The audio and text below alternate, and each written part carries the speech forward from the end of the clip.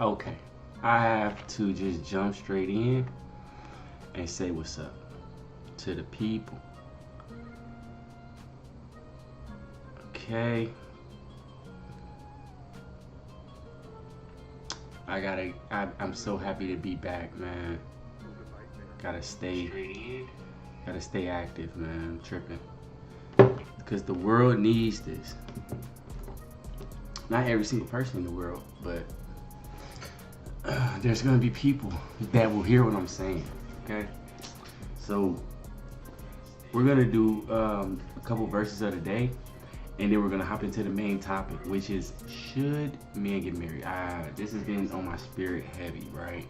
Now it's not just men, it's women too. But I'm a man. I speak for men in our perspectives. I try to help men and women, but I mostly help men. So,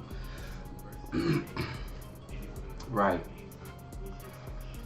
And the verses of the day is gonna tie in to getting married. This is gonna be a good topic. I usually try to spend 30 minutes a show.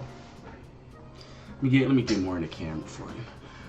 I usually try to spend 30 minutes a show, but this one may take longer.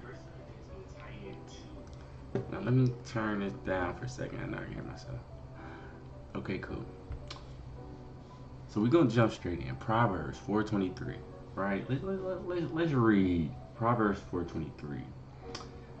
Okay, now sometimes I don't like to give the backstory because I like to spark people's interest and make them do the work themselves.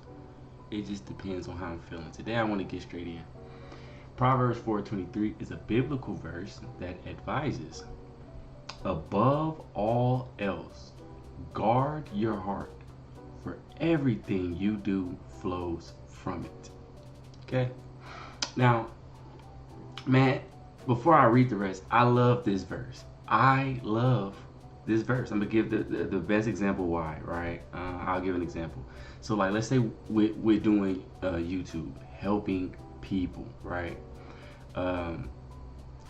If I don't guard my heart, this is what flows from my heart, right? If I don't guard it, I can get distracted, and then my heart can flow in ways that it shouldn't. So this is going to be very important for you. Anytime you think you're distracted, or if someone has snaked you out, or you feel deceived, you should come to Proverbs 4:23. Guard your heart, because everything you do will flow from it. Okay? Now, this is going to come back up later in the topics, right? I'm just giving the verse of the day on that one. Well, I want to go a little bit more, and let's read what the AI say. So, key meaning, the verse is highlighting that your inner life, your thoughts, beliefs, and motivations is the ultimate source of your outward actions, right? Call to action is a call to be diligent and watch over your heart, making conscious choices to protect it from negative influences like harmful content or sinful temptations, right? And then it says, why does this matter? By guarding your heart, you are effectively setting the course for your life, as what you allow in will eventually come out in how you live. Now this is going to tie in to the rest of what I'm saying. Okay? But I want to get here too. Right? And this is for us men. This is going to come back into the topic later as well. Proverbs 29:11. Because later, if you just read the whole thing, it's just tons of knowledge, information, and wisdom. But it says what? A fool gives full vent to his anger, but a wise person holds it in check. That's for any man that get frustrated with their woman, right? This verse is telling you, you can't do that. Even if it's right, you got to learn to pick your battles, because this is a spiritual war. So I want to get straight into it, right? Okay, put this up here. Let me stop this over here.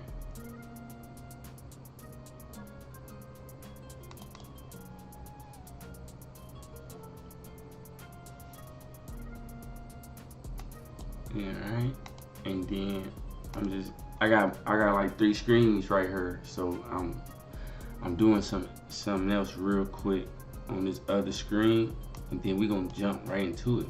We're gonna start from the beginning, man. We gotta start from the beginning. So I gotta get to the beginning. And what's the beginning, right? Let me just fill it in while I'm looking. So the beginning is, if you believe, I'm gonna be talking biblical. Okay, we're gonna be talking biblical. We're gonna look at this from a biblical analysis, right? So we can see now. I'm talking from the world view that if you're getting married, it's with God involved. Yes, they have civil marriages where you can just get married, and it's about money and assets, right? Legal transaction. I'm speaking to biblical marriage. If you do not agree with biblical marriage, that is okay. My heart is still open, and I have no anger towards you. You know, it is what it is. Now, okay, let's get into this, right? So, there's a couple verses that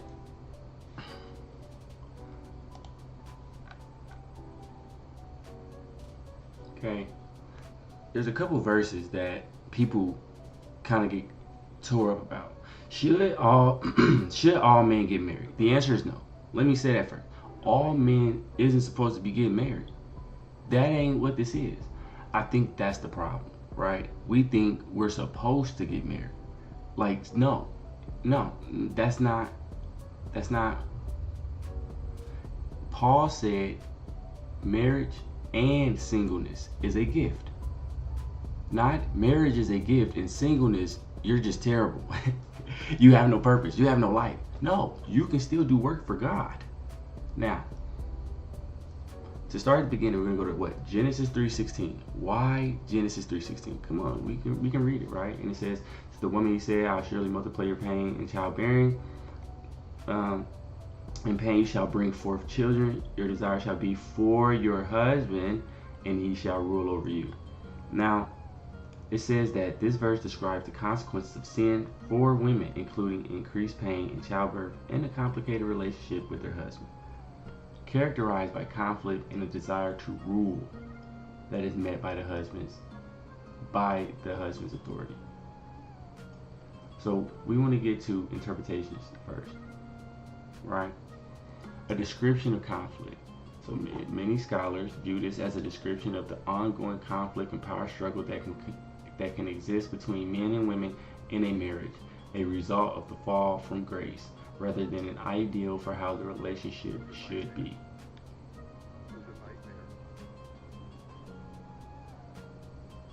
It is understood as a curse that describes the new problematic reality of the relationship, a departure from the original harmony in the Garden of Eden.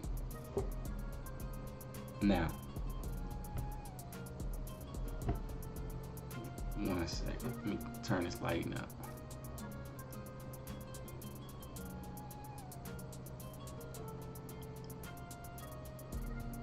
Why is that important?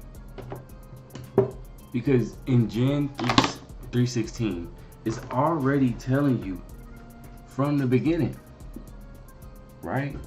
So it's already telling you from the beginning that there's conflict. There was a fall that has happened. If you're believing biblically, there was a fall that has happened, and because of that fall, there is now new tension in the trust between man and woman.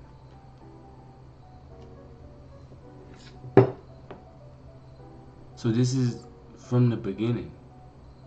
This warfare, this spiritual war has been started.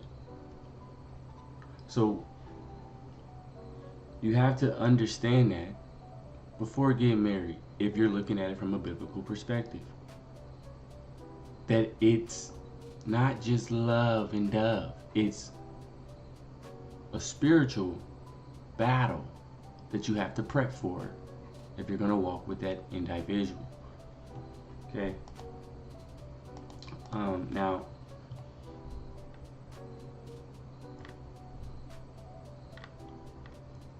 we go here.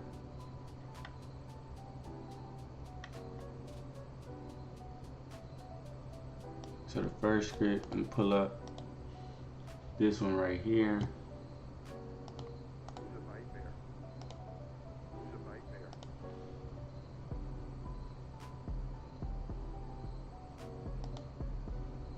We can just hit the images. And it say what? And the Lord God said, it is not good for the man should be alone. I will make him a helpmeet. This was talking specifically about Adam. This wasn't talking about all men. That all men should have a helpmate. No. He was talking about Adam. He was talking about Adam. Okay? Let me say it again. So, the context, right? He was speaking specifically about Adam at that point. Adam was the only human on earth. He had no other person, male or female, to relate to. So, alone here means completely isolated, not unmarried. Adam didn't even have family, friends, or community yet. That was directly that. So, the word help me, that just means a suitable counterpart, not necessarily wife for every man, right? They send you a help me. Some may be a wife, some may not. Now, when he says, so not every man's divine help is romantic or marital, it could be spiritual, mission based. It could be a lot of different reasons why a woman could come in your life and help you. So then I want to go to what Paul said, right? Because Paul says in 1 Corinthians 7:7-8, for I would that all men were even as myself, but every man have his proper gift of God, one after this manner and another after that. So what he was saying is singleness is a gift, not a curse. And he went on to say why. Because a single man or a single woman, they can focus all of their time on God. This is in the Bible, in 1 Corinthians. He said,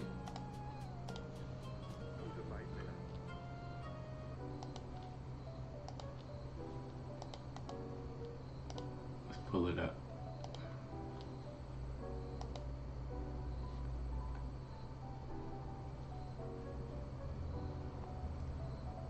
Okay, let's pull it up. I wish that all of you were as I, but each of you has your own gift from God.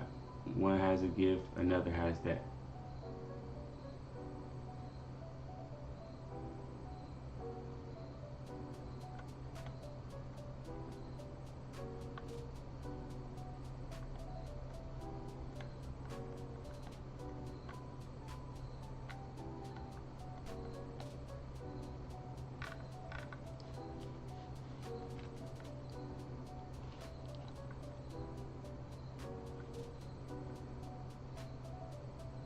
Sorry, I'm looking for something.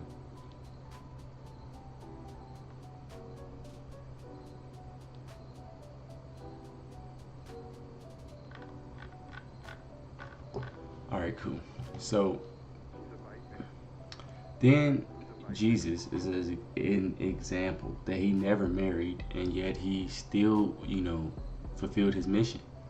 So it's not that every man needs to be married. No, every man does not need to be married, right?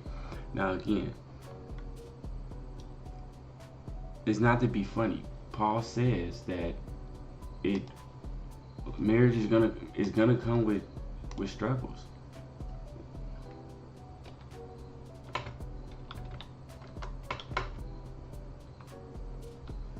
Matter of fact, let me do it this way.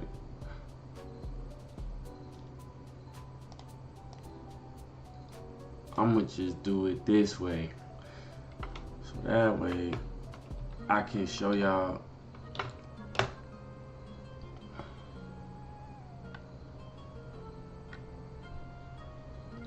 Because when I put it in shorts, people gonna want to see they gonna want to see the actual verses, even though I'm talking about it. So I'm gonna just do it this way.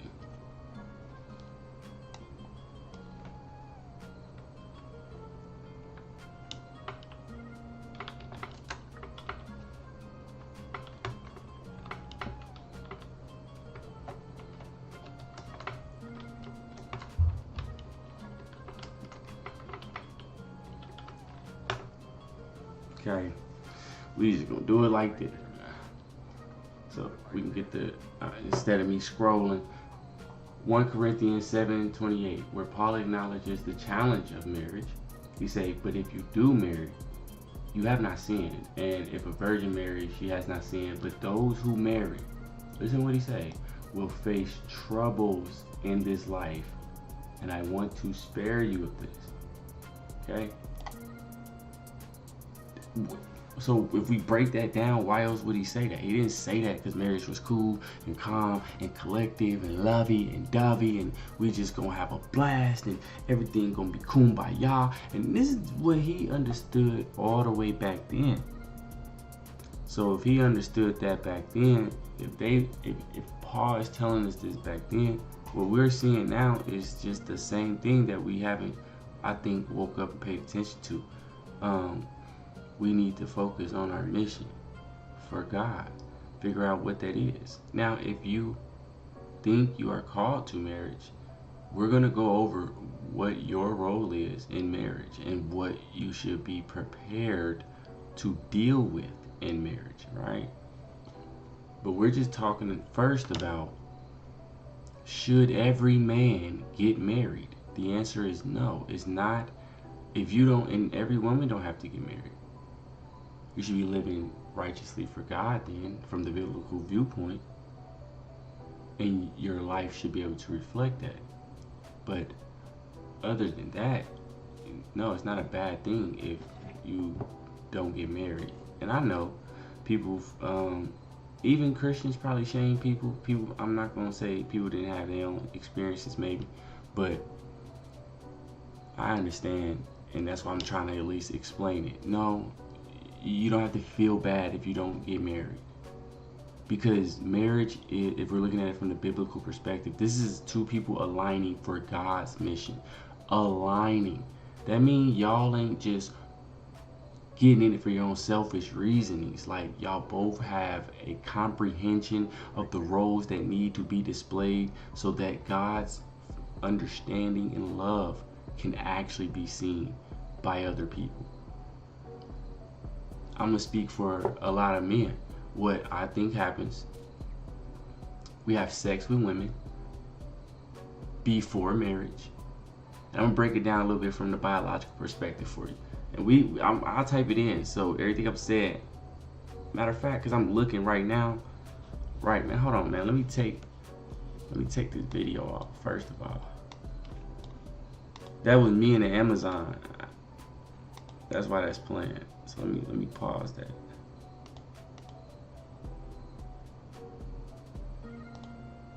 Okay. Let me zoom this up so y'all can see what I'm typing, man. Okay.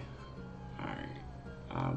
Now people be telling me like, oh, zoom your face up more. I be feeling like that's gonna take, it's gonna take over too much. But I'll move it like that though. We'll get it going. And I'll read it just like that. Alright. Because this is real, okay? This is real. Marriage is not.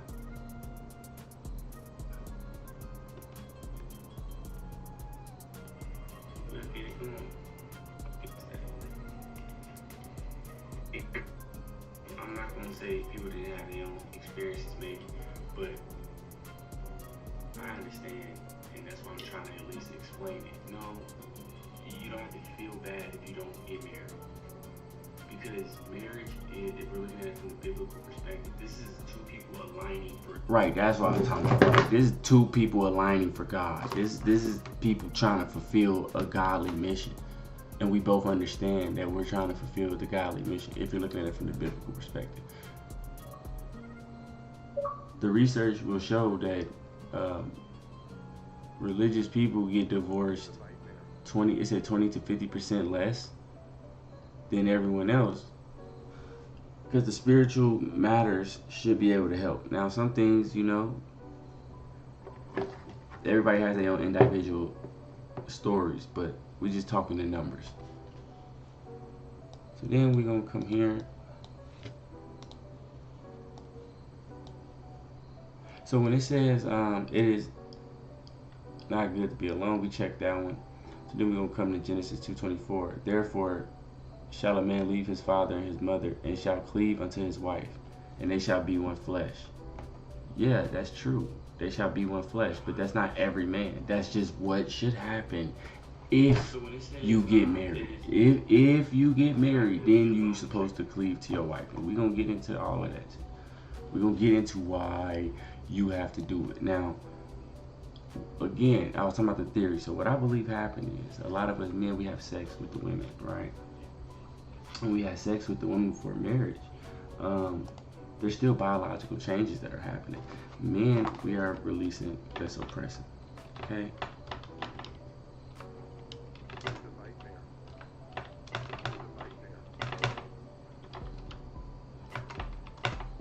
So this is a hormone that we release, right? Vasopressin for men, sex, V women. I was typing way ahead. They still got it, right? So let's see. Vasopressin is a neuropeptide, plays a significant role in modulating social and sexual behaviors, and its effects are often sex specific, with stronger influences in males than females. Now, what is this, right? Stronger in effects in males. Vasopressin tends to have more pronounced behavioral effects in males, especially in areas like aggression, territorially, and mate guarding. Okay? Pair bonding and monogamy. In some species, vasopressin is linked to forming long-term pair bonds in males. But as far as ours, when we, as men, yeah, I see it, yeah. As men, when we ejaculate, right, now is pretty much the protection hormone, right? Versus women, they're usually releasing more of the oxytocin, which is the bonding hormone. A man releases it too, but the levels are different and plays a significant factor. So, 1 second. Let's scroll it down. So, vasopressin is more dominant in males. Oxytocin tends to play a larger role in females, right? So what I'm saying is, when you have sex with these women or a woman, you know, there's also chemical bonds that are happening. And when these are released, it's not just being released by themselves. They're being released with dopamine. So now your body is bonding to this individual, and your brain is bonding to this individual. That is what's happening when you're having sex with a woman. And if she's not aligned from God, then eventually it's gonna sting. So no, all men don't have to get married, but if you are gonna get married, right? Let's look at what it says for the ones that are gonna get married. Now, I already brought this up, so we're gonna go back to my boy Paul, and we're gonna start from him. He's telling you in 1 Corinthians 7:28, but if you do marry, you have not seen. No, let's skip to the good one. But those who will marry face troubles in this life. It's telling you this in the Bible. That don't mean I'm anti-marriage. That's not what I'm saying. I'm saying in the Bible is directly telling you what comes with it. The reality, as a man, you're gonna have to take on more of everything. That's the reality. So when you marry, I think men, you should be prepared for what comes with that. Biologically, you know, I'm gonna break it down biologically, not just spiritually, but biologically. What comes with having to deal with headship as a man and being married. When you're married and you're living with this woman, she's not biologically built like you. So we're gonna break that down. Now in 1 Corinthians 7:32,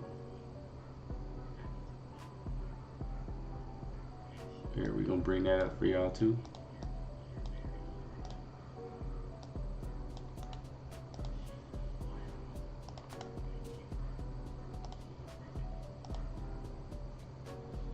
Right, so right here, it says, verse 32, Paul says that an unmarried man is concerned with pleasing the Lord.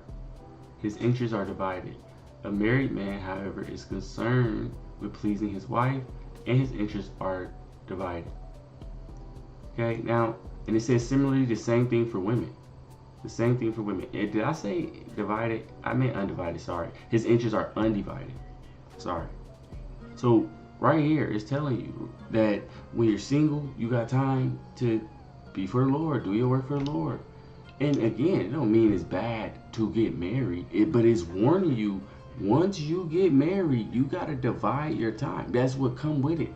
It come with that. Now, biologically, a woman ain't made up like this. Our body is made up with testosterone that when we wake up, it is peaked at the beginning of waking up and it die off around 5 o'clock. We ready to go. We are waking up the same every day. A woman is on a 28-day cycle. And every 4 to 5 days, different hormones are changing. So just from a biological perspective, she literally can't be as consistent. So it's you that has to comprehend this, because she is the weaker vessel, okay? And this is biblical. The Bible tells you have to acknowledge her as the weaker vessel. That's what come with it. I think, a lot of us get frustrated, like, dang, I gotta do all this. Yeah. Now, hopefully she is appreciative, right? That's what we would hope. But headship, that don't mean you're just the leader. Nah, headship basically means you a servant. So you gotta find a woman whose cycle you want to serve. Because that's the reality. I don't know why they try to dress it up and all this love and go on dates. No. Day-to-day life with a woman is gonna be you having to cater to her feelings. And if not, it probably ain't gonna work. That's the reality. That's the reality. So instead of catering, you gotta have a mission. Because when you get in a marriage, it's gonna be war.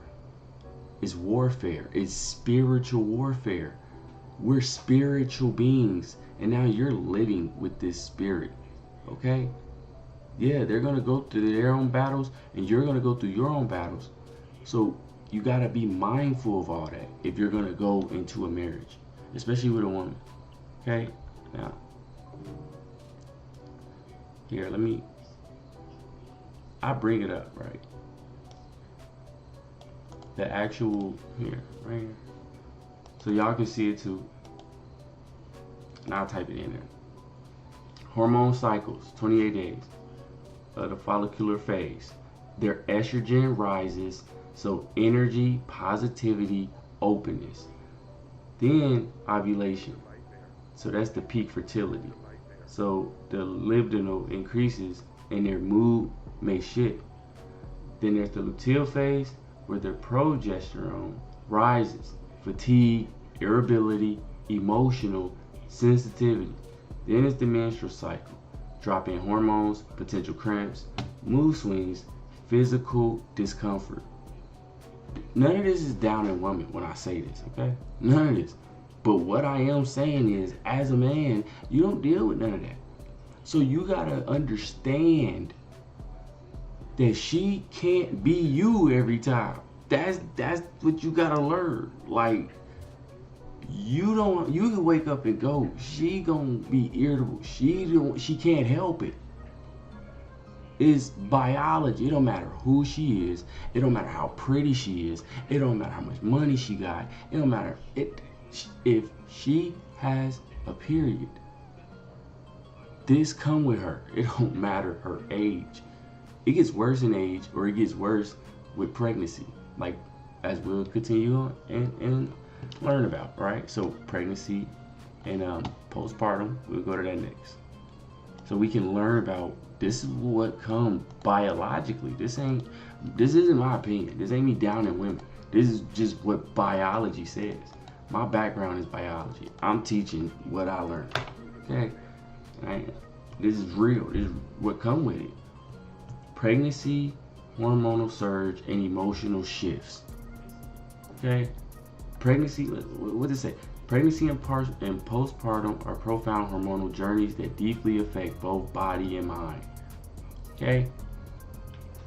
You gonna have to deal with that. All the shifts, you gotta deal with all that.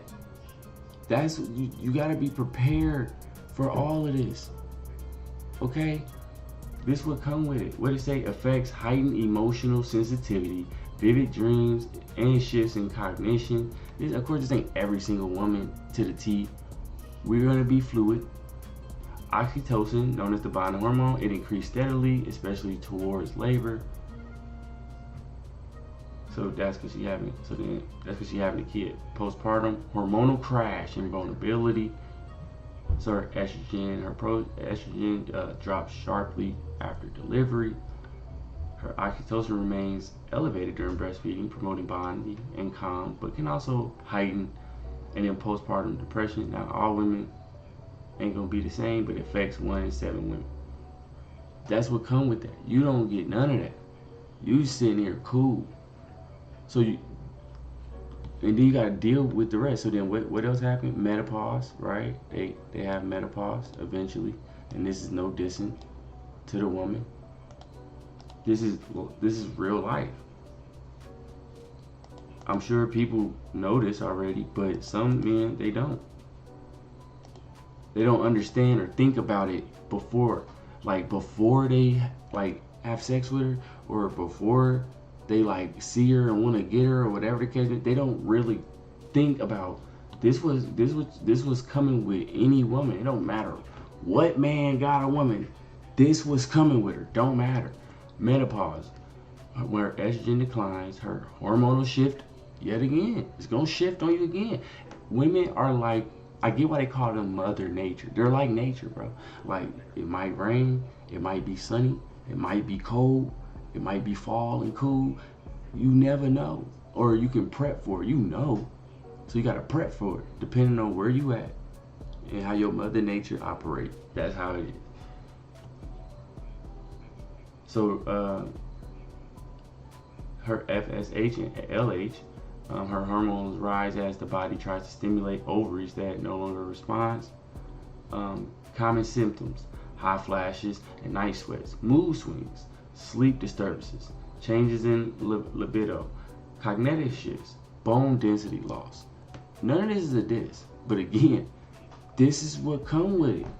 When you say I want to be with you for the rest of life, you gotta comprehend that every mood swing, every time that's on you. And if we talking biblically, that's why the mission is so important. Because without the mission, a lot of this don't seem worth it. That's why God is so important. You're doing this for a greater purpose. That's what marriage is supposed to be on both ends. If you're getting into this for just fun time, love time, just straight business time, no, it's not gonna work. That's why we're gonna keep seeing divorces. It's not gonna work. In my brain, the biblical viewpoint, if you execute it, you understand what's coming with it, then yeah, marriage can be such a great thing. Because 2 is better than 1. Bottom line, 2 can say better than 1. It's just reality. But it don't mean you have to be married. You don't have to feel like, oh, I died alone and I'm not married. So, Jesus died alone, he wasn't married. God ain't mad at you, you don't get married. That's my singleness is a gift. So, let's go just two more points, right, of the biology of what you're gonna do. Egg depletion over time. Now, once again, this is not no diss to women. This is just biology. Now, men, our sperm, we regenerate that almost every day. Women are born with a fixed amount of eggs, and then they die off as their life increases. That's why when people say it's harder for them to have a baby at 31, 32, 33, that's why. Because when they hit puberty, some more die. When they get around their 30s, more die. And then as they get older, towards menopause, where they eventually all die. But that's what you gotta deal with. So you gotta understand the biological clock that come with this woman. Every woman, no matter who she is. It don't matter who she is. So let's go. What does it say? Finite egg supply. Women are born with about 1 to 2 million eggs. By puberty, only 300,000 remain, and fewer than 500 will be ovulated over a lifetime. Fertility begins to decline noticeably around 30. After age 35, the decline accelerates due to both quantity and quality loss. By menopause, typically around 50, the ovarian reserve is nearly exhausted. Okay, emotional and physical demands. Hormonal shifts as egg supply dwindles, estrogen and proestrogen levels fluctuate. These changes can cause irregular cycles, mood swings, and sleep disruptions. And you got to deal with that, my boy. If you get married, you got to understand and deal with that. Because you the head. So the head got to understand what is coming with his body that he's bringing on his mission. And then it says what? Emotional impact. Some women experience anxiety or grief related to fertility loss or change in identity. Others feel empowered or relieved as productive pressures ease. So it could go either way. The transition can prompt introspection. Physical changes. Symptoms like hot flash, vagina dryness, and decreased libido may emerge. Bone density and cardiovascular health can be affected due to lower estrogen. And you got to remember that, my boy. Okay? You gotta understand that. Now, last is I want to show just from a scientific perspective, right? Relationships move mostly off of emotion. So we're gonna keep it still scientific to the point of science proves that men are typically more logical and women are typically more emotional. So we're going off of that. I gotta pull up those numbers. I can do it, or you can do it with me. It don't really matter. I mean, I can pull it up right after we read this, just in case, so nobody can say that. But when you go to work, it's logic. You get on the game, that's logic. You break the law, logically, you know what comes with that. You logically do something bad, you know, like if I go and I still get caught, I logically know why they try to put me in jail.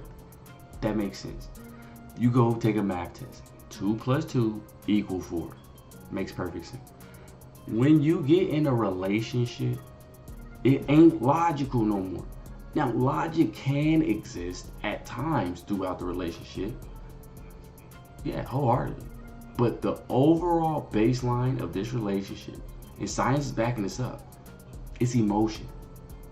So if we're tying this to, okay, well, men are more logical and women are more emotional, then it's telling you the reality. When you get with a woman, it's more of her world than it's going to be your world, okay? It's not about your logic.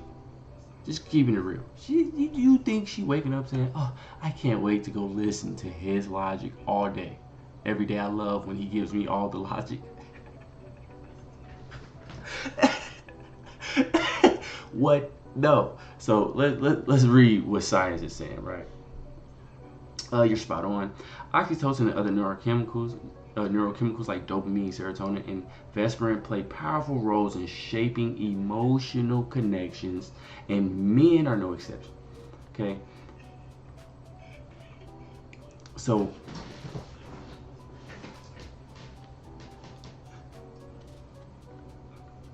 again, key neurochemicals in male bonding and emotion. We already went over oxytocin, the love hormone. But for the ones who didn't hear it, we can go over it again. It's produced in the hypothalamus and released by the pituitary gland. In men, oxytocin enhances trust, empathy, and emotional bonding, especially during physical intimacy, eye contact, and affectionate touch. It's released during sex, hugging, and even shared later, reinforcing attachment and closeness. Okay, so it's a bunch of emotion. Vasopressin works alongside oxytocin, especially in men. Is linked to protective behaviors, mate guarding, and long-term bonding. It plays a role in territorial and emotional investment in relationships. So when you meet this one, okay, yet again, dopamine associated with pleasure, reward, and motivation drives attraction and reinforces positive experiences in relationships. Serotonin regulates mood and emotional stability. Imbalances can affect how men respond to stress, intimacy, and social cues. So what I'm saying to you is what?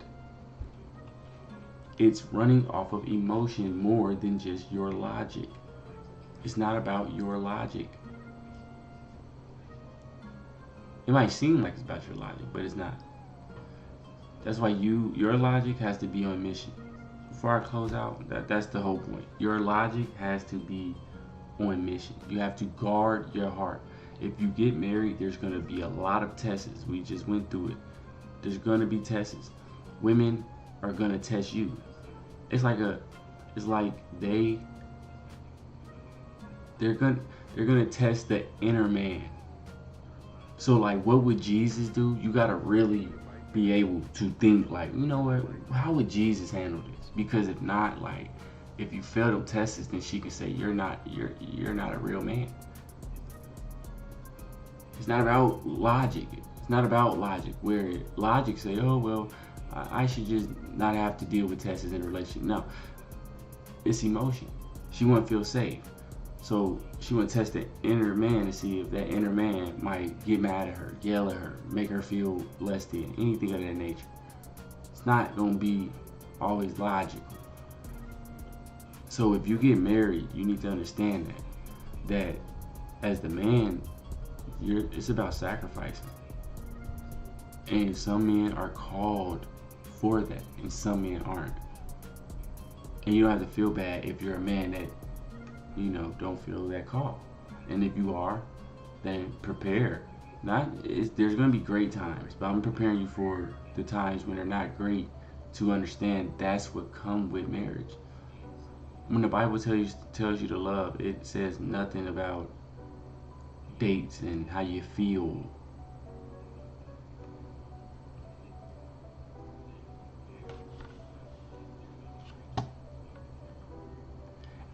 And as your role as a man, it tells you that you have to learn to love her like the church.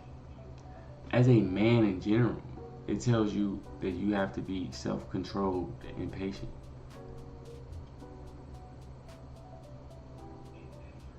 And that's what's going to get tested when you're in a relationship or you're with a woman. It ain't going to really be about your money and all that. It's going to come down to, can you stand in your square? And me personally, that you ain't going to pass some battles without the biblical viewpoint, knowing like this is for God. So hopefully, somebody learned from this. I had a lot of people join in. I'll retouch on this topic a little more later because I still got more, but I'm already at 44 and I got some more shows to do. So we'll come back with another one, and we'll definitely give you way